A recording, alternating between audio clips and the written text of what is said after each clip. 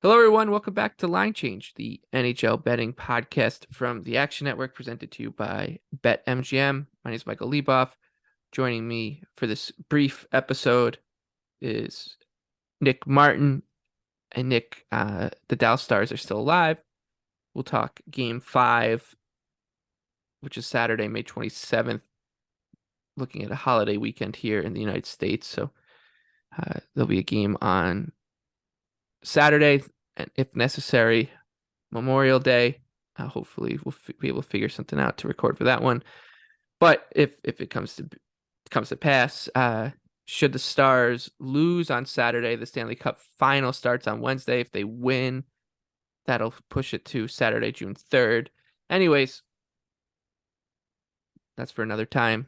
We'll also talk World Championship a little bit at the end. But Dallas is plus 110 on the road, Vegas minus 130 at home.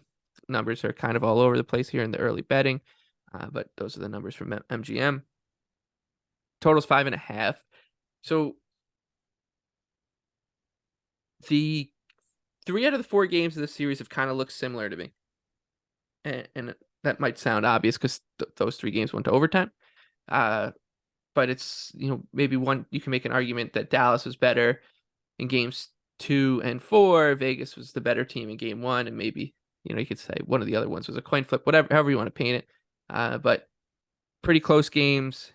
Whoever was going to get the timely goal, the overtime goal, is going to win. That's how it played out again tonight. I thought Dallas was pretty good, especially in the middle of the game. Another early goal. They didn't wilt this time. Nobody tried to decapitate another player, which was a good sign for the Stars too. I would say that Dallas is still the betting side here, and I think that the more this series goes on, right, the more opportunities you give Adin Hill to turn into a pumpkin, the better it is for Dallas. And once again, that's an obvious statement to say because they're backs against the wall. But the longer the series goes, like the difference in goaltending you'd think would show up.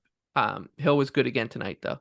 So I'll still be going on Dallas. I talked on Green Dot Daily about Max Domi as a player prop guy I want to target in terms of goal scoring. And I'll be there again, I think, for Saturday as well. Anything for you here, Dallas and Vegas?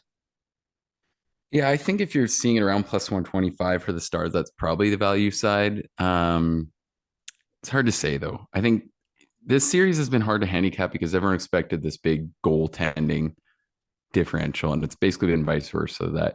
And I do think that part of the Aiden Hill thing, I mean, it's not hard to see Vegas is insulating him really, really well. Like a 5-on-5, their defensive play is just so good right now that's obviously been such a big key of it. 2 of the Stars' goals were on the power play tonight, so that's kind of a strength I think they need to lean on.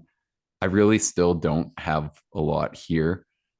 It looked more open tonight. Like I thought there was, especially in the third, it broke open with some pretty good chances, but yeah, it all looks pretty sharp. I think the Domi play is decent. Other than that, maybe not a lot. Nick, actually, the one guy I thought Nick Waugh was kind of catching my eye. If you can get a really long number on him to score, that Carlson line with him is still looking really good and playing really well at both ends of the ice. And I thought Jack Eichel was really good. He really stood out there. If he could have broken through with some of those ones late, but I mean, you're not really getting paid off on an Eichel Yeah. goal right now. That's kind of just, a little out the window. So I think that's really all I have there. And I feel like maybe game 6, there could be some really good betting. This one, to me, it feels like you're almost just waiting to see. I don't know. I want to see game 6 now, too, as much as I think if this series extends into like 7, maybe that hurts how good the final could be. But who knows? I did kind of think that Vegas might really be able to outplay Florida pretty heavily, and maybe this extends it. And the way it's going for Florida, I'm a little bit pointing this out, but I wouldn't be shocked to see this thing go 7 and them just beat the hell out of each other in Florida. Like it feels like that's the break that they'll get. So yeah, who knows? I mean, credit to the Stars. They were, you know, closed minus 110, and part of that Crazy. was the guys they didn't have after being minus 150 in game 3 and Yep. with their backs against the wall came through. So they definitely deserve some credit. It feels like the first time in this playoffs, and this is anecdotal and probably wrong, but where like that overreaction to a situation where it was, like you said, Stars closed minus 150 in game 3. They lose it. They look bad. Ben is suspended. Dodonov gets hurt. That shouldn't move the line 40 cents. And it did. And so many times in this playoffs, I feel like when the lines have moved like that, it's buying the value of buying into the overreaction. Has not worked out, but it did tonight. So for sure, there's been a lot of these where I've worn losers where like I get it in early, get all the closing line value, get on what like I think the side that a lot of people would probably say is like the sharp side, and just game doesn't go that way. Jamie Benn cross-checks the guy in the head, whatever it is. Like just some team scores 2 power play goals in like 30 seconds. It just feels like it's been so many of those. So I agree. It's been hard, I think, on sides in the playoffs for sure. All right, go to the World Championships now. We don't have any more deep dives into the second person to touch the cup. So yes, we'll just stick to the World Championships for this one and let you all go on with your weekend.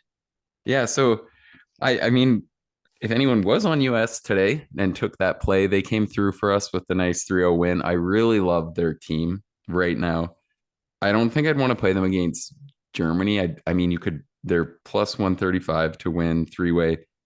I think you could maybe do that, but Germany played really well as a team today. I think it's going to be a really tight game. So there's maybe not as much value as you'd want there. I'm hoping that it's a Canada USA final and that Canada gets priced as a pretty heavy favorite. That's kind of what I'm watching for. So if you are interested, I don't know on the long weekend if it'll attract too many eyes, but the game is on Saturday, USA versus Germany. Canada plays Latvia. I could lean towards Canada, but I'm more so at this point just eyeing up a final where I think it'll probably set up where Canada's 2 favored over Germany. So hopefully we get to that, and then we'll definitely touch on that on the next episode. But honestly, I've been happy with the World Championship hockey that I've watched just as a fan. Like there's a lot of good young guys there. There's space, there's stuff happening, like there's nice goals. And I mean, part of that is that guys just they're breaking down defensively. It's not quite the same as the playoffs right now, but I watched today's games and I was actually pretty satisfied with them. So I'm recommending the Worlds right now. There you go. All right. So. Oh, and you know what? Last note too. I think you could consider Cutter Gauthier goal again. He's like the 4th favorite to score on the US or score for the States in that game. And if you've paid attention, his run right now is bananas. And then JJ Peterka too for Germany is looking awesome. So if you want some goal scorers on those games, I think that's very reasonable. All right. Peterka, Cutter Gauthier, Nick Waugh, Max Domi, and likely the Stars. There you have it. Have a great weekend, everybody. Be sure to rate, review, and subscribe if you've been with us, because the next time you might hear us could be the Stanley Cup Final preview show, and we'd like to raise our profile for that week. So for Nick Martin, I'm Michael Leboff. Thanks again to our sponsor, BetMGM. We'll see you on the other side of the weekend.